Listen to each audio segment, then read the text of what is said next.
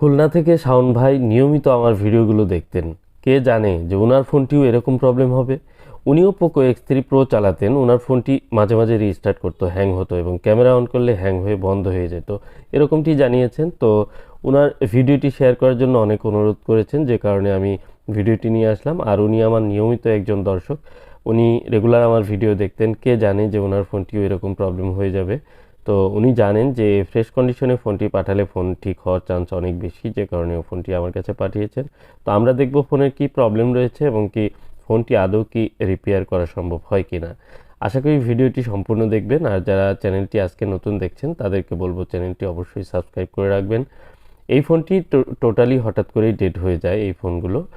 আর এই ফোনগুলো ডেড হয়ে যাওয়ার পরে দেখা যায় কোনো কোনো ফোন আছে কিছুক্ষণের জন্য অন হয়, বা 1 ঘন্টা 2 ঘন্টা কিছুক্ষণ চলার পর আবার অফ হয়ে যায়। তো যখন দ্বিতীয়বার অফ হয়ে যায় তখন আর ফোনটি অন হয় না, এবং কি ফোনটি টোটালি কোনো চার্জিং রেসপন্স করে না, কোনো চার্জ হচ্ছে না, অন হচ্ছে না, এমন কন্ডিশনে হয়ে যেতে পারে।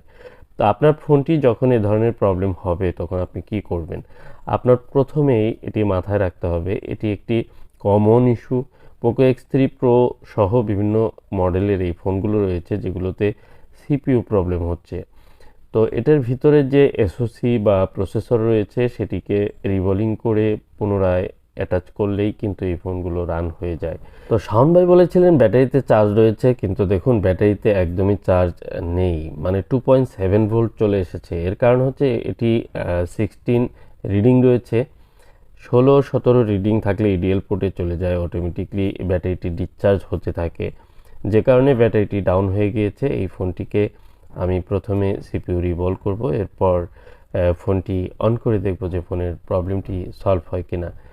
তো আশা করি ভিডিওটি অনেক এনজয় করবেন। আর শাওন ভাই যেহেতু আমার রেগুলার ভিডিওগুলো দেখতেন, উনি ভিডিও দেখতে দেখতে এক সময় ওনার কিন্তু অভিজ্ঞতা হয়ে গেছে। আর জানেন যে পোকো X3 Pro এ ধরনের যে সিপিইউ ইস্যুগুলো রয়েছে এগুলো কিন্তু 1 বছরের অধিক সময় যাবত আমি এই রিবোলিংয়ের কাজগুলো আপনাদের সাথে শেয়ার করে আসছি। মোটামুটি বাংলাদেশের সর্বোচ্চ সংখ্যক পোকো X3 Pro অনলাইনে রিপেয়ার করেছি আমি। আর সেখান থেকে অনেকেই আছেন যারা আমার কাছে কুরিয়ারে ভিডিওগুলো দেখে ফোনগুলো পাঠিয়ে দেন। অনেকে আছেন সরাসরি চলে আসেন। যেমন খুব রিসেন্টলি অনেকে এসেছেন। এক ভাই চাঁপাইনবাবগঞ্জ থেকে এসেছিলেন। চাঁপাইনবাবগঞ্জ থেকে উনি প্রথমে নিজে আসেন এবং ওনার ফোনটি রিপেয়ার করে নিয়ে যান। বেশ 4 থেকে 5 মাস আগে রিপেয়ার করেছিলেন। ওনার ফোনটি খুব ভালো চলছে, যে কারণে ওনার ফ্রেন্ড বা ওনার প্রতিবেশী একজন, ওনারও এই সেম প্রবলেম হয়। ওনাকে নিয়ে উনি আবার চলে আসেন সরাসরি আমার শপে এসে, আবারও ফোনটি আরেকটি ফোন রিপেয়ার করে নিয়ে যান। এই যে মানুষের বিশ্বাস, কনফিডেন্স, সেটি আসলে অনেক বড় পাওয়া। আর বাংলাদেশের একদম শেষ প্রান্ত থেকে ট্রেনে জার্নি করে অনেক দূর থেকে একজন মানুষ আসলেন ফোনটি রিপেয়ার করতে। সর্বোচ্চ দিয়ে আমি চেষ্টা করি আমার যে ফোনগুলো যেন রিপেয়ার হয়ে যায়। তো সেখান থেকে সফলতার হার আমি বলবো যে এই পোকো X3 Pro সহ এই সিপিইউ ইস্যু যেগুলো রয়েছে এই ফোনগুলো অ্যাভেলেবেল রিপেয়ার করছি। তবে এখান থেকে ব্যতিক্রম 100টি ফোনের মধ্যে হঠাৎ একটি ফোন না হওয়ার চান্স থাকে। যেমন খুব রিসেন্টলি একটি ফোন ঠিক হয়নি, যে কারণে আমার মনটি ভীষণ খারাপ হয়ে যায়। তখন আমি অনেকগুলো কাস্টমারের অডিও শুনি যে অনেকেই বলছে এত ভালো ভালো জায়গায় দেখিয়েছে, তাদের ফোনগুলো ঠিক হয়নি। নিজেকে সান্ত্বনা দিলাম যে আমার কাছে একটি ফোন নাও হতে পারে। তো যা হোক, যে কারণে আমি খুব রিসেন্টলি একটা ভিডিও আপলোড করেছি যে সারা বাংলাদেশে অনেক ফোন কিন্তু ঠিক হচ্ছে না। তো আমার কাছে যে ফোনগুলো ইনটেক অবস্থায় আসে সেই ফোনগুলো আমি বলতে পারি যে এই ফোনগুলো প্রত্যেকটি ফোনই রিপেয়ার হয় এবং হয়ে যাবে ইনশাল্লাহ।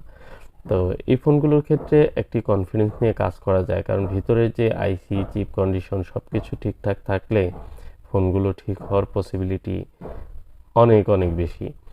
তো যা হোক, শাওন ভাই যে কারণে ভিডিওগুলো দেখে ওনার অভিজ্ঞতা রয়েছে, উনি পাঠিয়েছেন সরাসরি খুলনা থেকে আমার কাছে। আর আমি এই ভিডিওটি শেয়ার করার উদ্দেশ্য হলো যে আপনারা যারা আমার চ্যানেলটি সাবস্ক্রাইব করেছেন, ভিডিওগুলো দেখছেন, তাদের কিন্তু কিছু না কিছু অভিজ্ঞতা রয়েছে।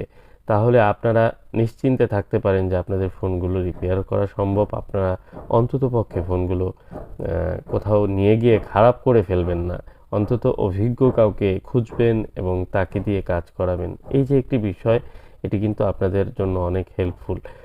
আর অনেকে আছেন যারা এই বিষয়ে জানেন না, তারা হুট করে একটি জায়গায় দেখালেন এবং আজকাল বর্তমানে কেউ কিন্তু বলেন না যে আমি এই কাজটি পারি না, সবাই কিন্তু ট্রাই করেন। ট্রাই করতে গিয়ে দেখা যায় আইসিগুলো ফুলে যায়, ড্যামেজ হয়ে যায়, লিকেজ হয়ে যায় এবং আইসির ভিতরে যদি লেয়ারগুলো ছিঁড়ে যায় তাহলে কিন্তু এই ফোনগুলো কিন্তু আর রান হয় না। এই সব মিলিয়ে যে কাজটি, এই কাজটি কিন্তু যতটা আপনারা সহজভাবে দেখতে পাচ্ছেন আসলে এতটা সহজ না, এটি খুবই ক্রিটিক্যাল একটি কাজ। আর এই কাজগুলো করতে গিয়ে হয়তো অনেকে আছে 10টি কাজ করতে গিয়ে 2টি 3টি সাকসেস হলো, 2-3টি সাকসেস হলো না, এরকম হয় অনেক সময়। তবে এটি সঠিক যদি নিয়ম মেনে কাজগুলো করা যায় তাহলে হয়তো প্রত্যেকটি ফোনই 10টিতে 10টি প্রবলেম সলভ হবে। এই বিষয়টি অনেকে জানে না, যে কারণে দেখা যায় যে কাজগুলো করতে গিয়ে কিন্তু প্রবলেমগুলো হচ্ছে। আর যারা ইউজার রয়েছেন তারাও এই বিষয়ে সতর্ক নন, কারণ সিপিইউ লেভেলের কাজ বা চিপ লেভেলের কাজ বলতে আসলে সেরকম কোনো আলাদাভাবে তারা দেখেন না। তারা জানেন যে মোবাইল সার্ভিসিং করেন, তাদেরকে দেখালেই ফোনটি ঠিক হয়ে যাবে। আর তারা অনেকেই আছেন যারা গুগলে সার্চ করেন, ইউটিউবে সার্চ করলেই দেখা যায় সিপিইউ রিভলভ করলেই ঠিক হয়ে যাচ্ছে, এটি সো সিম্পল। অনেকে আছেন আমি দেখেছি যে সিপিইউর র্যামটি খুলেছেন, সিপিইউ খুলেছেন, কিন্তু ওনার কাছে স্টেনসিল নেই বা রিভলভ করার যে প্লেটটি সেটি কিন্তু নেই। তাহলে উনি এই সম্পর্কে না জেনেই উনি আইসিটি খুলে বিপদে পড়েছেন, অবশেষে ফোনটি আবার প্যাক করে দিয়ে দেন। এরকম অনেক ফোন, অনেক ধরনের কথা আমি শুনেছি। আসলে ফোনে সারাদিন অসংখ্য ফোন আসে, তো যারা এই ফোনগুলো নিয়ে বলেন যে এই হয়েছে, এই গল্পগুলো শুনতে শুনতে আমি আসলে এখন ক্লান্ত। তো তাই বলবো, যারা ফ্রেশ কন্ডিশনে ফোনটি আছে, যদি ডেট হয়ে যায় অবশ্যই ভালো দক্ষ একজন টেকনিশিয়ানকে দেখাবেন, সেটি যেই হোক, যেখানেই হোক।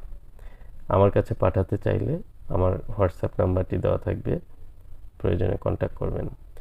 ফোনটিতে আসলে চার্জ কম রয়েছে, আমি তো চার্জ দেওয়ার কথা ভুলেই গিয়েছিলাম। তো তারপরে আমার কনফিডেন্স রয়েছে যে ফোনটির চার্জিংয়ের লোডিং যেহেতু নিচ্ছে, তো একটু ওয়েট করব, আমি ততক্ষণে ক্যামেরা সহ সব কিছু অ্যাটাচ করে নিচ্ছি। কারণ একটি কাজে আসলে অনেক বেশি ধৈর্য নিয়ে করতে হয় কাজগুলো। প্রত্যেকটি কাজ যখন সুন্দরভাবে সূক্ষ্মভাবে করা হয় তাহলে সেই কাজে কনফিডেন্স থাকে যে হয়ে যাবে।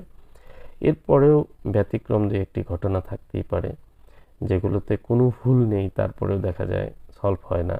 এরকম একটি কাজ আমার হয়েছে রিসেন্টলি, আমার ভীষণ খারাপ লেগেছে।